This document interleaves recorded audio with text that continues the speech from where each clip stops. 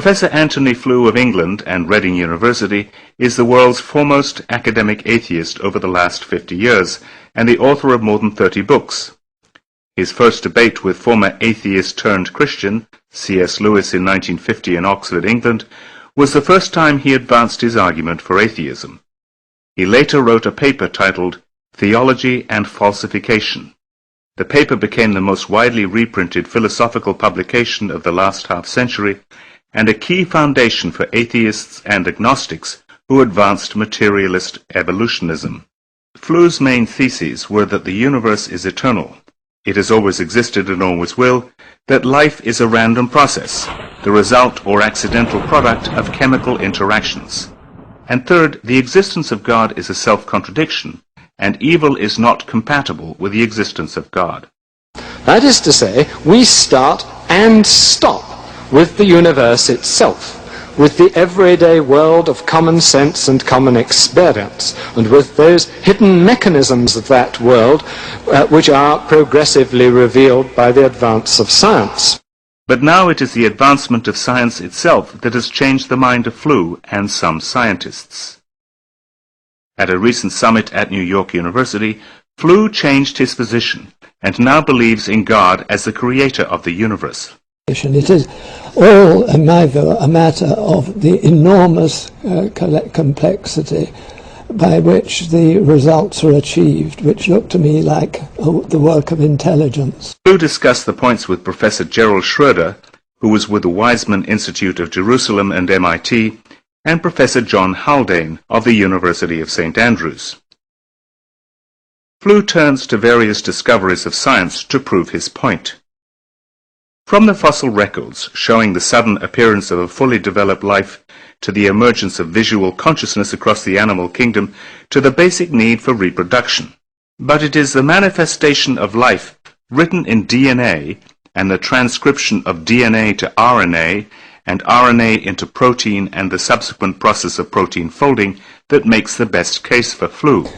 What I think that the DNA material has done has shown by its almost unbelievable complexity of the arrangements which lead to produce this being, that intelligence must have been involved in getting these extraordinarily diverse elements to work together.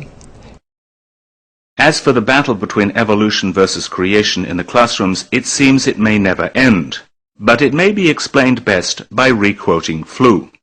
Which looked to me like the work of intelligence.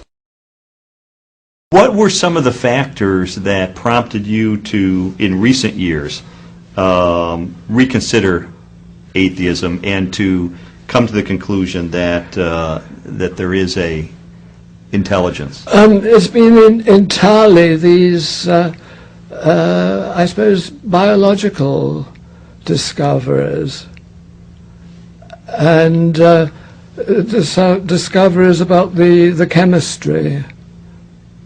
So these things. The complexity and... yeah, the integrated complexity argument. Now, when you talk about the integrated complexity, yeah, is it the unlikelihood of that developing naturalistically, the first complex integrated biological system? Is that where the problem you saw?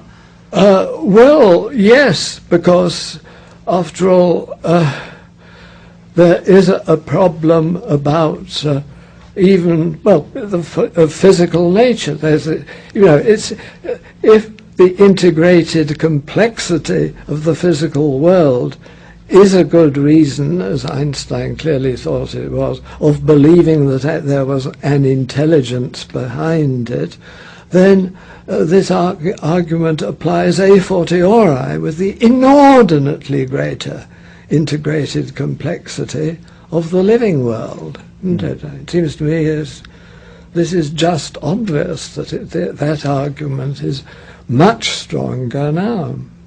And this was one of the factors that led you to conclude there must be an intelligence? Yeah.